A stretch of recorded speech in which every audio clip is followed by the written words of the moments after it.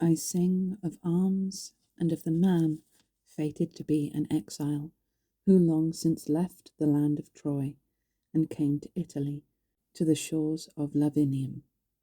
And a great pounding he took by land and sea at the hands of the heavenly gods, because of the fierce and unforgetting anger of Juno. Great too were his sufferings in war, before he could found his city and carry his gods into Latium.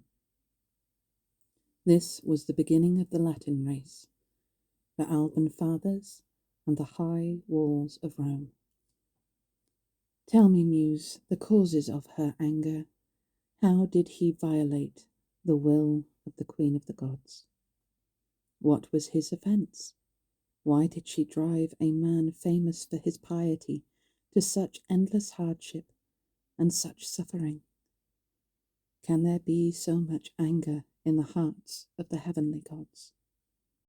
There was an ancient city held by colonists from Tyre, opposite Italy, and the distant mouth of the river Tiber. It was a city of great wealth and ruthless in pursuit of war.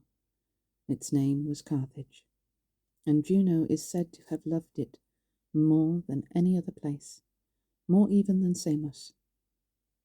Here the goddess kept her armour, here was her chariot, and this was the city she had long favoured, intending to give it sovereignty over the peoples of the earth, if only the fates would allow it. But she had heard there was arising from the blood of Troy a race of men who in days to come would overthrow this Tyrian citadel. A people proud in war and rulers of a great empire would come to sack the land of Libya. This is the destiny the fates were unrolling. These were the fears of the daughter of Saturn, and she had not forgotten the war she had fought long since at Troy for her beloved Argos, nor had her bitter resentment and the reasons for it ever left her mind.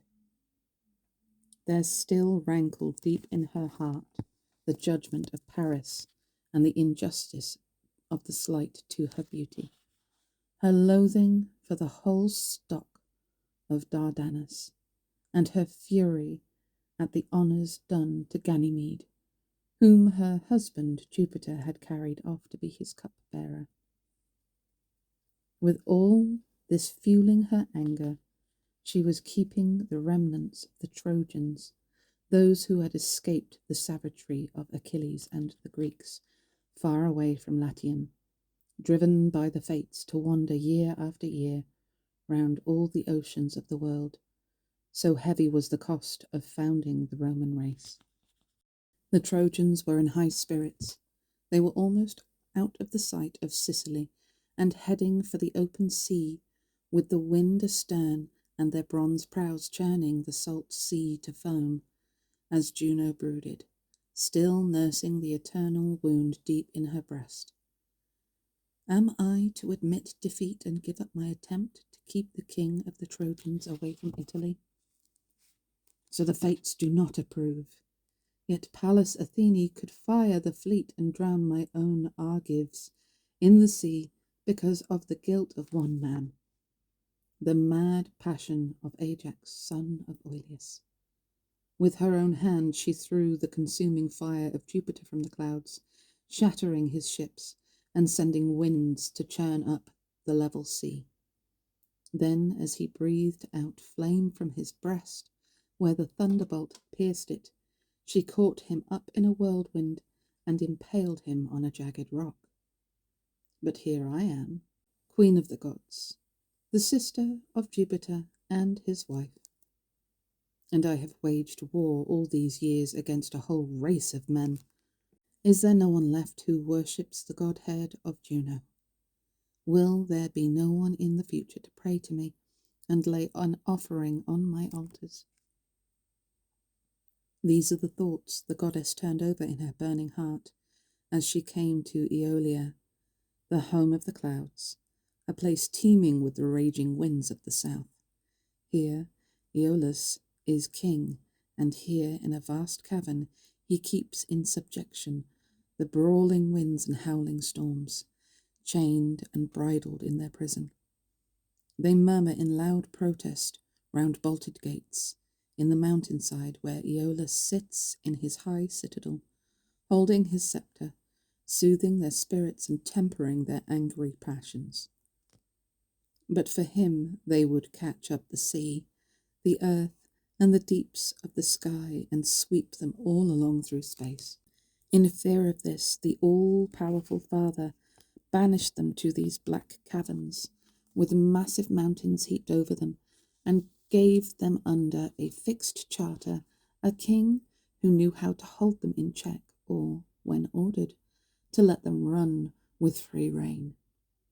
It was to him that Juno made supplication in these words: I come to you, Aeolus, because the Father of the gods and King of men has given you the power to calm the waves of the sea or raise them by your winds.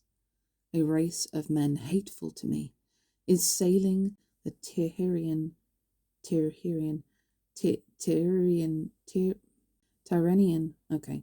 A race of men hateful to me is sailing the Tyrrhenian Sea, carrying Ilium to Italy, along with the Penates, their defeated gods.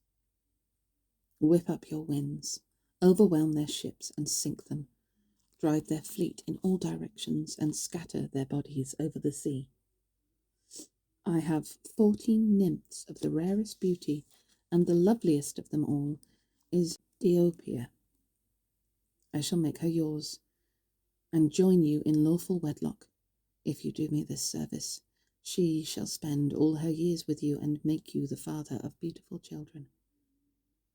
To this Aeolus made answer: Your task, O Queen, is to decide your wishes. My duty is to carry out your orders. It is thanks to you that I rule this little kingdom and enjoy this sceptre, and the blessing of Jupiter. Through you I have a couch to lie on at the feast of the gods, and my power over cloud and storm comes from you.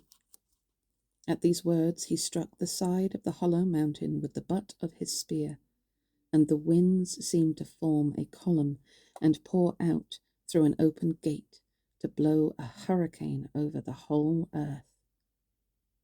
The east wind and the south and the southwest, with squall upon squall, fell upon the sea at once, whipping it up from its bottommost depths and rolling huge waves towards its shores. Men shouted, ropes screamed, clouds suddenly blotted out the light of the sky from the eyes of the Trojans, and the black night brooded on the sea as the heavens thundered and lightning flashed again and again across the sky. Wherever the Trojans looked, death stared them in the face. A sudden chill went through Aeneas, and his limbs grew weak. Groaning, he lifted his hands, palms upward to the stars, and cried, Those whose fate it was to die beneath the high walls of Troy, with their fathers looking down on them, were many, many times more fortunate than I. O Diomede, bravest of the Greeks, why could I have not fallen to your right hand, and breathed out my life on the plains of Troy, where fierce Hector fell by the sword of Achilles, where great Sarpedon lies, and where the river Simois caught up so many shields and helmets and bodies of brave men and rolled them down its current. Even as he threw out these words, a squall came howling from the north, catching his sail full on and raising the waves to the stars. The oars broke, the prow was wrenched round, and they lay beam on to the seas. There came towering over them a sheer mountain of water. Some of the ships were hanging on the crest of the waves. For others the waters opened, and in the troughs could be seen the seabed and the seething sand. 3 of them were caught by the south wind and driven off course onto a reef hidden in mid-ocean. Italians know it as the Altars, a huge spine of rock just under the surface. 3 of them the southeaster took and carried helplessly from the high sea onto the sandbanks of Syrtes, ran them aground and blocked them in with walls of sand. Before the very eyes of Aeneas, the ship that carried the faithful Orontes and his Lycians was struck on the stern by a great sea, and the helmsman was swept away head first into the water. 3 times she spun round on the same spot till the swift whirlpool sucked her down. Here and there men could be seen swimming in the vast ocean, and with them in the waves their armour, spars of wood, and the treasures of Troy. One by one the stout ships of Ilioneus, and brave Achates, then Abas and old Alates succumbed to the storm. The fastenings of the ship's sides were loosened, the deadly water poured in, and the timbers sprang. Neptune, meanwhile, observed the loud disturbance of the ocean, the rampaging of storms, the draining of his deepest pools, and was moved to anger. Rising from the depths, he lifted his head high above the crests of the waves, and looked serenely out over the sea at Aeneas's fleet scattered over the face of the waters, and the Trojans overwhelmed by the waves and by the rending of the sky. He recognized at once the anger and the cunning of his sister Juno, and instantly summoned the east wind and the west, and spoke to them in these words. Is it your noble birth that has made you so sure of yourselves? Do you winds now dare to move heaven and earth and raise these great masses of water without my divine authority? I could take you now, but first I must still the waves you have stirred up. For any crimes you commit in the future, you will pay a dearer price. Away with you and take this message to your king. He is not the one who has jurisdiction over the sea, or holds the trident that knows no pity. That is my responsibility, given to me by lot. His domain, O Eurus, wind of the east, is the huge crags where you have your home. That is where Aeolus can do his swaggering, confining his rule to the closed walls of the prison of the winds. These were his words, and before he had finished speaking, he was calming the swell, dispersing the banked clouds, and bringing back the sun. Triton and the sea nymph Cymothoe heaved and strained as they pushed the ships off jagged rocks, while Neptune himself lifted them out of the sandbanks with his trident and opened up the vast Syrtes, restraining the sea as he skimmed along with his chariot wheels touching the crests of the waves. As when disorder arises among the people of a great city, and the common mob runs riot, wild passions find weapons for the men's hands, and torches and rocks start flying. At such a time, if people chance to see a man who has some weight among them for his goodness and his services to the state, they fall silent, standing and listening with all their attention, while his words command their passions and soothe their hearts.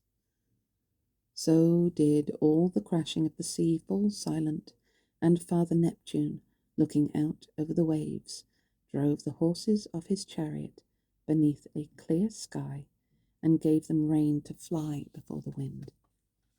Aeneas and his men were exhausted, and making what speed they could for the nearest land, they set course for the coast of Libya.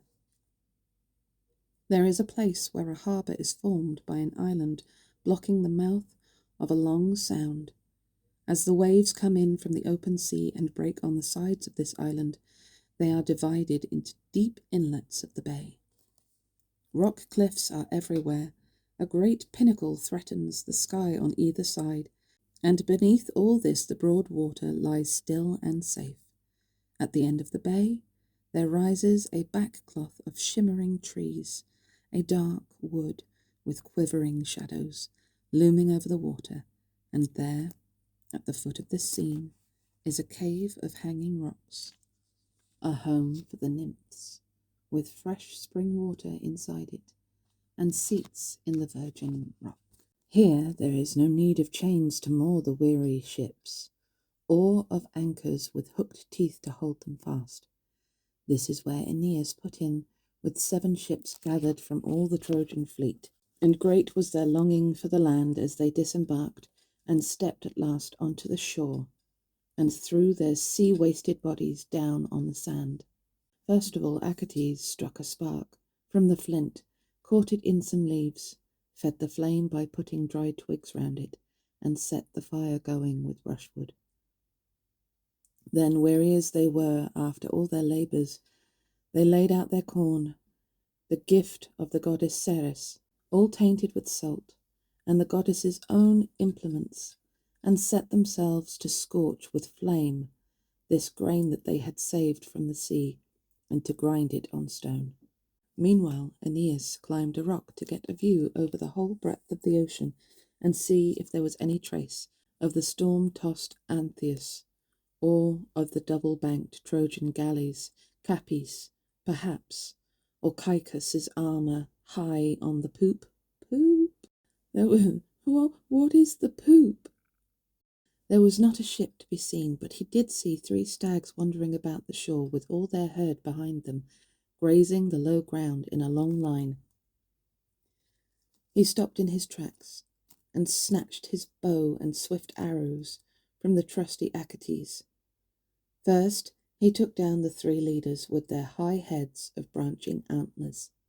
The whole of the rest of the herd scattered into the leafy cover of the wood, but not before he succeeded in stretching 7 huge carcasses on the ground, 1 for each of the ships.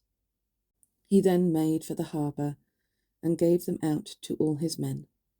Last of all, he shared out the wine, the good Acestes. Last of all, he shared out the wine, the good Acestes. Oh my God, I hate that name. Last of all, he shared out the wine the good Acestes, with a hero's generosity, had poured into casks for them as they left the shores of Sicily. Then, as they mourned, he comforted them, saying, "My friends, this is not the first trouble we have known. We have suffered worse before, and this too will pass. God will see to it. You have been to Scylla's cave, and heard the mad dogs howling in the depths of it. You have even survived rocks thrown by the Cyclops. So summon up your courage once again. This is no time for gloom or fear. The day will come, perhaps, when it will give you pleasure to remember even this. Whatever chance may bring, however many hardships we suffer, we are making for Latium, where the fates show us our place of rest. There is the will of God that the kingdom of Troy shall rise again. Your task is to endure and save yourselves for better days." These were his words, but he was sick with all his cares. He showed them the face of hope and kept his misery deep in his heart. His men went briskly to work, preparing the coming feast. They flayed the hides off the ribs and exposed the flesh. Some cut it into quivering slices and speared it on spits. Others laid out cauldrons of water on the shore and lit fires. Then at last they ate, and recovered their strength, lying on the grass and taking their fill of old wine and rich venison. When their hunger was satisfied, and the remains of the feast removed, they talked at length about their missing comrades, not knowing whether to hope or fear, wondering whether they were still alive or whether at that very moment they were drawing their last breath and beyond all calling. Most of all did Aeneas, who loved his men, mourn to himself the loss of eager Orontes and Amycus, and the cruel death of Lycus, then brave Gaius, and brave Cloanthus. Now the feast was ended, and Jupiter was looking down from the height of the heaven on the sea flying with sails, and the land far beneath him. on the shores of the seas and the far-spread peoples, when suddenly he stopped in his survey at the highest point of the sky and fixed his eyes upon the kingdom of Libya. Even as he was turning over in his mind all the suffering that he saw, his daughter Venus came to him, her shining eyes brimming with tear, and spoke with a greater sadness than his own. You who rule the affairs of gods and men with your eternal law, and at whose lightning we are all afraid, what great harm has my son Aeneas been able to do to you? Oh, that's a son! What crime have the Trojans committed that they should suffer all this loss of life, and the whole world be closed to them for the sake of Italy? Did you not promise that with the rolling years there would come a time when from this stock the Romans would rise?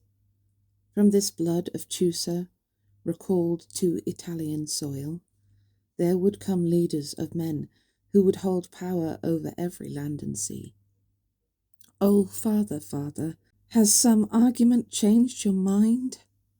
As for me, I used to console myself with this for all the cruel fall and sack of Troy, by weighing one destiny against another. But unrelieved misfortune is now hounding these men from disaster to disaster. O great king, what end do you set to their labours? The Greeks were all around Antenor, but he escaped them, made his way safely into the Illyrian Gulf and the heartlands of the kingdom of the Liburnians, and then went beyond the mouth of the Timavus. From there, with a great roar from inside the mountain, a sea of water bursts out of 9 mouths and covers the fields with a sounding ocean. But in this place he founded the city of Pedatheum as a home for his Trojans and gave them a name. There he dedicated the arms with which he fought at Troy. And there he now lives in settled peace and quiet. But as for us, your own children, to whom you grant a place in the citadel of heaven, we lose our ships. It is unspeakable. We are betrayed and kept far away from the shores of Italy because there is one who hates us. Is this our reward for piety and obedience? Is this how you bring us to our kingdom? The father of gods and men, looking at his daughter with the smile that clears the sky and dispels the storms, kissed her lightly on the lips and said, Spare yourself these fears, my lady from Cythera. You can be sure that the destiny of your descendants remains unchanged. You will see the city of Lavinium and its promised walls. You will take great-hearted Aeneas up to the stars of heaven. No argument changes my mind. But now, since this anxiety is gnawing at you, I shall tell you more, unrolling for you the secrets of the scroll of the fates. He will wage a great war in Italy and crush its fierce tribes. He will build walls for his people and establish their way of life, until a 3rd summer has seen him reigning in Latium, and a 3rd winter has passed after the subjection of the Rutulians. But the reign of his son Ascanius, who now receives the 2nd name Iulus, it was Illus while the kingdom of Ilium still stood, shall last while the months of 30 long years revolve, and he shall transfer his kingdom from its seat at Lavinium and build a city with powerful fortifications at Alba Longa. Here the rule of the race of Hector will last for 300 long years, until Ilia, priestess queen, heavy with the seed of Mars, shall give birth to twin sons. Then Romulus shall receive the people, wearing with joy the tawny hide of the wolf which nursed him. The walls he builds will be the walls of Mars, and he shall give his own name to his people, the Romans. On them I impose no limits of time or place. I have given them an empire that will know no end. Bullshit. Even angry Juno, who is now wearying sea and land and sky with her terrors, will come to better counsel and join with me in cherishing the people of Rome, the rulers of the world, the race that wears the toga. So it has been decreed, there will come a day, as the years glide by, when the house of Assaracus will reduce Achilles, Pythia, and glorious Mycenae to slavery, and will conquer and rule the city of Argos. From this noble stock there will be born a Trojan Caesar, to bound his... propaganda. Motorbike interrupters. From this noble stock there will be born a Trojan Caesar, to bound his empire by Oceanus at the limits of the world, and his fame by the stars. He will be named Julius, a name passed down to him from the great Aeolus. In time to come, have no fear, you will receive him in the sky, laden with the spoils of the east. He too will be called upon in prayer. Then wars will be laid aside, and years of bitterness will be over. Silver-haired Truth and Vesta, and Romulus Quirinus, with his brother Remus, will sit dispensing justice.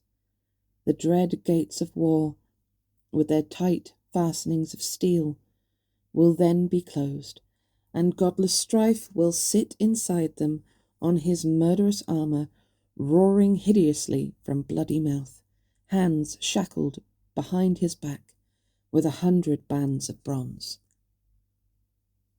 So Jupiter spoke, and he sent down Mercury, the son of Maia, to make the lands and the citadel of the new city of Carthage hospitable to the Trojans, in case Dido, in her ignorance of destiny, should bar her country to them. Through the great expanse of air he flew, wielding his wings like oars, and soon alighted on the shores of Libya. There he lost no time in carrying out the commands of Jupiter. In accordance with the divine will, the Carthaginians laid aside their fiery temper. Most of all, the queen took into her heart a feeling of quiet and kindness towards the Trojans. But all that night the dutiful Aeneas was turning many things over in his mind. As soon as life-giving morning came, he decided to go out and explore this new land, and bring back to his men a true account of the shores to which the winds had driven him, and the beasts and men who lived there, if there were any men, for he saw no signs of cultivation. So leaving his ships hidden in the wooded cove under the overhanging rocks, and shut in on every side by trees and quivering shade, he set out alone, with Achates, that's not alone, gripping 2 broad-bladed steel spears in his hand. As he walked through the middle of the wood, his mother came to meet him, looking like a Spartan girl out hunting, wearing the dress of a Spartan girl, and carrying her weapons, or like the Thracian Harpalyce, as she wearies horses with her running and outstrips the swift current of the river Hebrus. She had a light bow hanging from her shoulders in hunting style. Her hair was unbound and streaming in the wind, and her flowing dress was caught up above the knee. "Hey there, soldiers," she called out to them. "Do you happen to have seen one of my sisters wandering about here, or in full cry after the foaming boar?" She was wearing a spotted lynx skin and had a quiver hanging from her belt. So spoke Venus, and Venus's son so began his reply. "I have neither seen nor heard any of your sisters. But how am I to address a girl like you? Your face is not the face of a mortal, and you do not speak like a human being. Surely you must be a goddess. Are you Diana, sister of Apollo? Or are you one of the sister nymphs? Be gracious to us, whoever you may be. It's your mother, and lighten our distress. Tell us what sky this is we find ourselves at last beneath. What shore of the world is this on which we now wander, tossed here by the fury of wind and wave? We do not know the place, we do not know the people. Tell us, and many a victim will fall by my right hand before your altars." Venus replied, "I am sure I deserve no such honour. Tyrian girls all carry the quiver and wear purple boots with this high ankle binding. This is a Phoenician kingdom you are looking at. We are Tyrians." This is the city of the people of Agenor, but the land belongs to the Libyans, a race not easy to handle in war. Dido, who came from the city of Tyre to escape her brother, holds sway here. There was a crime long ago. It is a long and winding story, but I shall trace its outlines for you. Her father had given her in marriage to Sychaeus, the wealthiest of the Phoenicians. They were joining with all the due rites of a first marriage, and great was the love the poor queen bore for him. But the kingdom of Tyre was ruled by her brother Pygmalion, the vilest of criminals. A mad passion came between the two men. In blind lust for his gold, the godless Pygmalion attacked him without warning, ambushing him at the altar. With no thought for his sister's love, he killed Sychaeus, and for a long time concealed what he had done. Dido was sick with love, and he deceived her with false hopes and empty pretenses. But one night there appeared to her in a dream the very ghost of her unburied husband. He lifted up his face, pale with the strangest pallor of the dead, and, bearing the sword wounds on his breast, he pointed to the altar where he had been killed, and revealed the whole horror of the crime that had been hidden in their house. He then urged her to escape with all speed from their native land, and to help her on her wanderings, he showed her where to find an ancient treasure buried in the earth, an incalculable weight of silver and gold. This moved Dido to plan her escape and gather followers, men driven by savage hatred or lively fear of the tyrant. They seized some ships, which happened to be ready for sea. They loaded them with the gold and sailed away with the wealth Pygmalion had coveted. The woman led the whole undertaking. When they arrived at the place where you will now see the great walls and rising citadel of the new city of Carthage, they bought a piece of land called the Brisa, the animal's hide, as large an area as they could include within the hide of a bull. But now tell me, who are you? What country have you sailed from? Where are you making for? In reply to her questions, Aeneas drew a great sigh from the bottom of his heart and said, "O goddess, if I were to start at the beginning and retrace our whole story, and if you had the time to listen to the annals of our suffering, before I finish the doors of Olympus would close, and the evening star would lay the day to rest. We come from the ancient city of Troy, if the name of Troy has ever reached your ears. We have sailed many seas, and by the chance of the winds we have been driven ashore here in Libya. I am Aeneas, known for my devotion. I carry with me on my ships the gods of my home, the Penates, wrested from my enemies, and my fame has reached beyond the skies. I am searching for my fatherland in Italy. My descent is from highest Jupiter. With my goddess mother to show the way, I embarked the Phrygian sea with 20 ships, following the destiny which had been given to me. And now a bare 7 of them remain, and these torn to pieces by wind and wave. I am a helpless stranger, driven out of Europe, out of Asia, tramping the desert wastes of Libya." Venus could listen to no more. She broke in on the tale of his sufferings, saying, "Whoever you are, I do not believe you are hated by the gods. You live and breathe, and have reached this Tyrian city. Go on now from here to the Queen's door. I can tell you that your comrades are restored, and your fleet returned to you. The winds have veered to the north and blown them safe to shore. All this is true, unless my parents have failed in their efforts to teach me to interpret the flight of birds. Look at these 12 swans flying joyfully in formation. The eagle of Jupiter was swooping down on them from the heights of heaven and scattering them over the open sky. But now look at them in their long column. Some are reaching land. Some have already reached it and are looking down on it, just as they have come to their home, and their flock has circled the sky in play, singing as they fly with whirring wings. So your ships and your warriors are either already in port, or crossing the bar in full sail. Go on now, and follow where the road takes you." When she had finished speaking and was turning away, her neck shone with a rosy light, and her hair breathed the divine odour of ambrosia. Her dress flowed free to her feet, and as she walked he knew she truly was a goddess. As she hastened away, he recognized her as his mother and called after her, "Why do you so often mock your own son by taking on these disguises? You are too cruel. Why am I never allowed to take your hand in mine, to hear your true voice and speak to you as you really are?" With these reproaches he took the road that led to the city, but Venus hedged them about with a thick mist as they walked.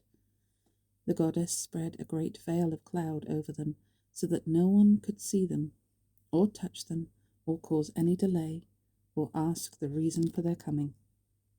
She herself soared high into the sky and departed for Paphos, returning happily to her beloved home where she has her temple, and 100 altars steam with the incense of Sheba and breathe the fragrance of fresh-cut flowers. Meanwhile, Aeneas and Achates hurried on their way, following the track, and soon they were climbing the great hill which towered over the city and looked down upon the citadel opposite. Aeneas was amazed by the size of it, where recently there had been nothing but shepherds' huts, amazed too by the gates, the paved streets, and all the stir. The Tyrians were working with a will. Some of them were laying out the line of walls, or rolling up great stones for building the citadel. Others were choosing sites for building and marking them out with the plough. Others were drawing up laws and electing magistrates, and a senate whom they could revere. On one side they were excavating a harbour, on the other laying deep foundations for a theatre, and quarrying huge columns from the rock to make a handsome backdrop for the stage that was to be. They were like bees at the beginning of summer, busy in the sunshine all through the flowery meadows, bringing out the young of the race, just come of age, or treading the oozy honey and swelling the cells with sweet nectar, or taking the loads as they come in, or mounting guard to keep the herds of idle drones out of their farmstead. The hive seethes with activity. The fragrance of honey flavoured with thyme is everywhere. "How fortunate they are!" cried Aeneas, now looking up at the high tops of the buildings. "Their walls are already rising." And he moved on through the middle of the people, hedged about by the miraculous cloud, and no one saw him. There was a wooded grove which gave abundant shade in the middle of the city. When first the Phoenicians had been driven there by the wind and wave, Juno, the queen of the gods, had led them to this spot, where they had dug up the head of a spirited stallion. This was a sign that from generation to generation they would be a race glorious in war, and would have no difficulty in finding fields to graze. Here Sidonian Dido was building for Juno a huge temple rich with offerings, and rich too with the presence of the goddess. It was a raised temple, and at the top of its steps the threshold was of bronze. The beams were jointed with bronze, the doors bronze grated as they turned in their sockets. Here in the grove Aeneas saw a strange sight, for which the first time allayed his fears. Here, for the first time, he dared to hope, and despite all the calamities of the past, to have better confidence in the future. While waiting for the queen, and studying everything there was to see under the roof of this huge temple, as he marvelled at the good fortune of the city, the skill of the workmen, and all the works of their hands, he suddenly saw, laid out in order, depictions of the battles fought at Troy. The Trojan War was already famous throughout the world. The 2 sons of Atreus were there, and Priam and Achilles, who hated both sides. Aeneas stopped and wept, and said to Achates, Is there anywhere now on the face of this earth that is not full of the knowledge of our misfortunes? Look at Priam. Here too there is just reward for merit. There are tears for suffering, and men's hearts are touched by what a man has to bear. Forget your fears. We are known here. This will give you some hope for the future. As he spoke these words, he was feeding his spirit with the empty images, and groaning, and rivers of tears washed down his cheeks as he gazed at the fighting around the walls of Troy. On one side, Greeks were in flight, with Trojan warriors hard on their heels. On the other, Trojans were retreating, and Achilles, with his crested helmet, was pursuing them in his chariot. He wept, too, when he recognized the white canvas of the tents of Rhesus nearby. It was the first sleep of the night. The tents had been betrayed, and were being torn down by Diomedes, red with the blood of all the men he had slaughtered. He stole the fiery horses and took them back to the Greek camp before they could crop the grass of Troy or drink the water of the Xanthus. In another part of the picture, poor Troilus, a mere boy and no match for Achilles, had lost his armour and was in full flight. His horses had run away with the chariot, and he was being dragged along helpless on his back behind it, still holding on to the reins. His neck and hair were trailing along the ground, and the end of his spear was scoring the dust behind him. The women of Troy, meanwhile, were going in supplication to the temple of Pallas Athene, but the goddess was hostile to them. Their hair was unbound, and they were carrying a robe to offer her, beating their breasts in grief, but her head was turned away from them, and her eyes were fixed upon the ground. There too was Achilles. He had dragged Hector 3 times round the walls of Troy, and now was selling his dead body for gold. It's not exactly what happened. Aeneas groaned from the depths of his heart to see the armour stripped off him, the chariot, the corpse of his dear friend, and Priam stretching out his feeble hands. Aeneas even recognized himself in the confusion of battle, with the leaders of the Greeks all around him. There were warriors of the east, the armour of Memnon and his dark skin. The Amazons were there in their thousands, with crescent shields, and their leader, Penthesilea, in the middle of her army, ablaze with passion for war. There, showing her naked breast supported by a band of gold, was the warrior maiden, daring to clash with men in battle. While Trojan Aeneas stood gazing, rooted to the spot, and lost in amazement at what he saw, Queen Dido, in all her beauty, arrived at the temple, with a great crowd of warriors around her. She was like Diana, leading the dance on the banks of the Eurotas, or along the ridges of Mount Cynthus, with 1,000 mountain nymphs thronging behind her on either side. She carries her quiver on her shoulder, and as she walks, she is the tallest of all goddesses. Her mother, Latona, does not speak, but a great joy stirs in her heart at the sight of her. Dido was like Diana, and like Diana, she bore herself joyfully among her people, urging on their work for the kingdom that was to be. Then in the doorway of the goddess, under the middle of the vault of the temple, she took her seat, with her armed guards about her.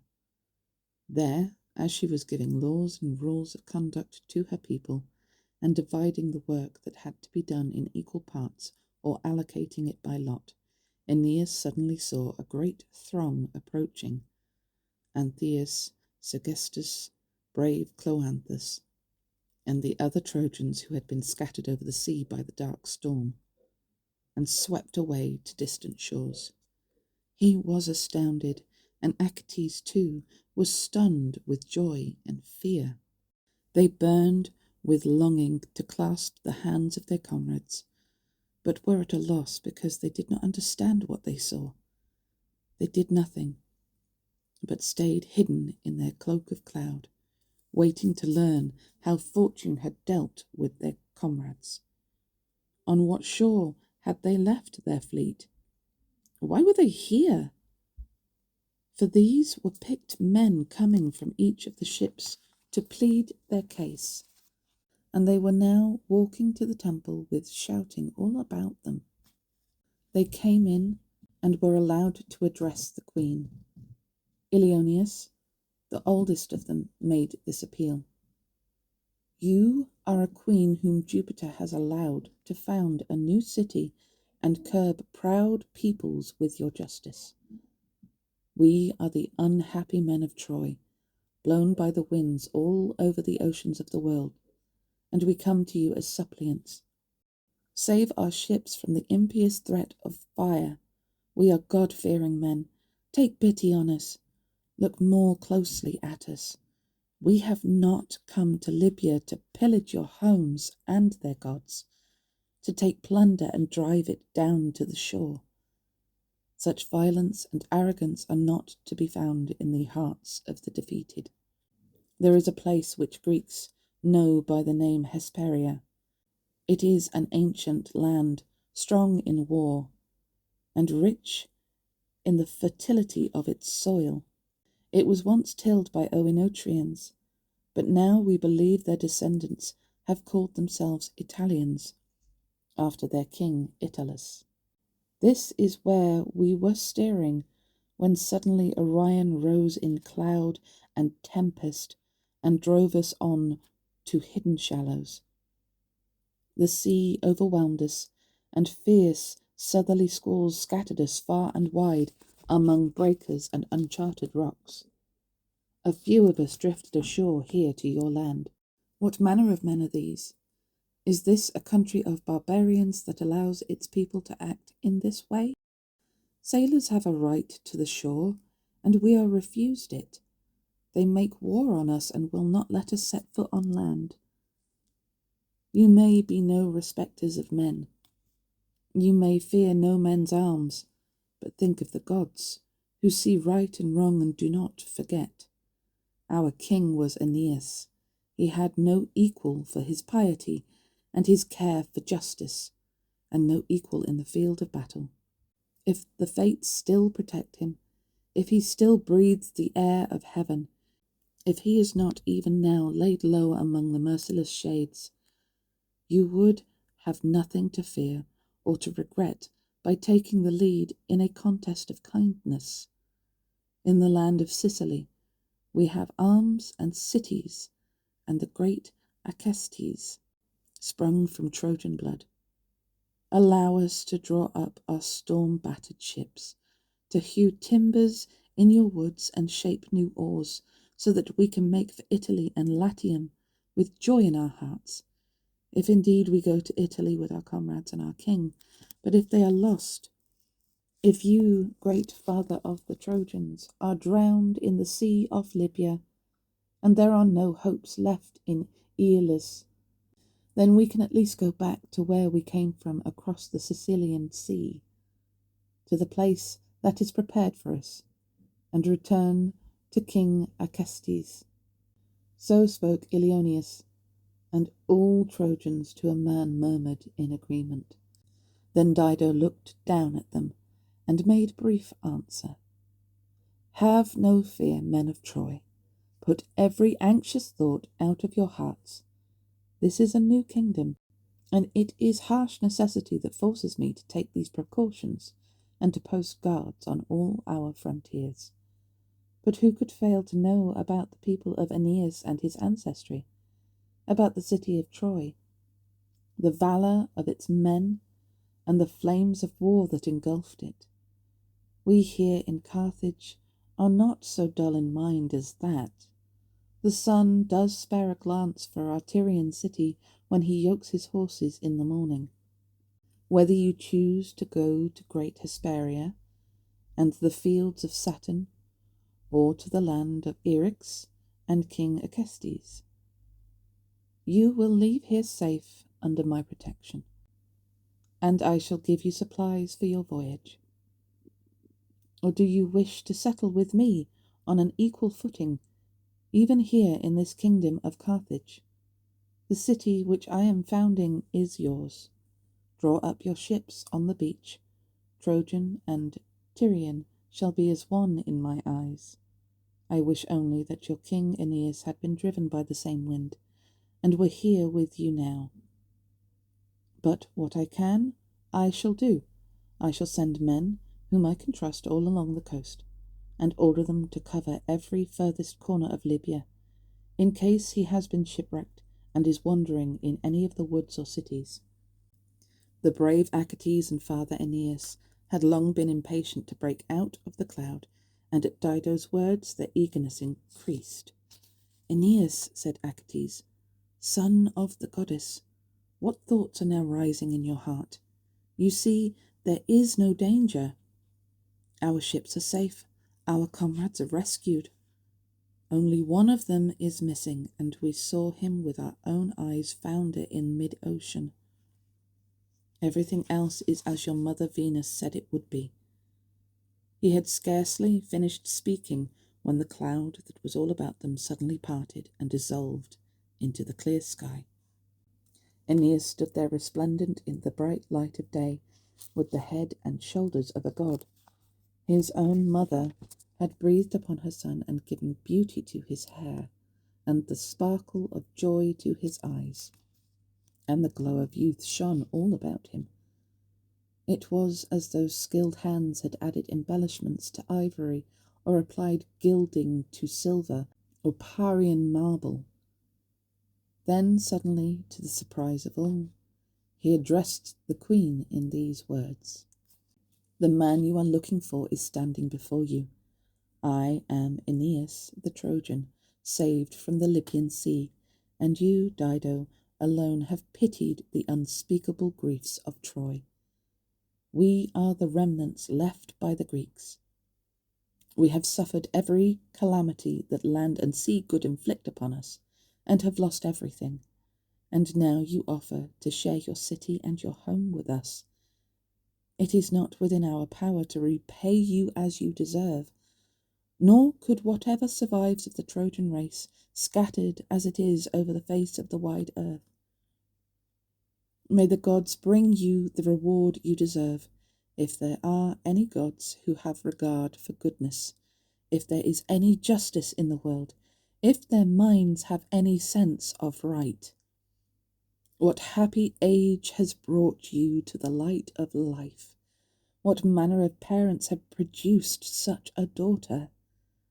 While rivers run into the sea, while shadows of mountains move in procession round the curve of valleys, while the sky feeds the stars, your honour, your name, and your praise will remain forever in every land to which I am called. As he spoke, he put out his right hand to his friend Ilioneus, and his left to Cerystus, then greeted the others, brave Gaius and brave Cloanthus. Dido of Sidon was amazed at her first sight of him, and then at the thought of the ill fortune he had endured. What sort of chance is this, she exclaimed, that hounds of the son of a goddess through all these dangers? What power has driven you to these wild shores? Are you that Aeneas whom the loving goddess Venus bore to Dardanian Anchises in Phrygia by the river waters of the Simois? I myself remember the Greek Teucer coming to Sidon after being exiled from his native Salamis. He was looking to found a new kingdom, and was helped by my father Belus, who in those days was laying waste to the wealth of Cyprus. He had conquered the island, and it was under his control. From that day on I knew all the misfortunes of the city of Troy. I knew your name, and the names of the Greek kings. Teucer himself, your enemy, held the Teucrians.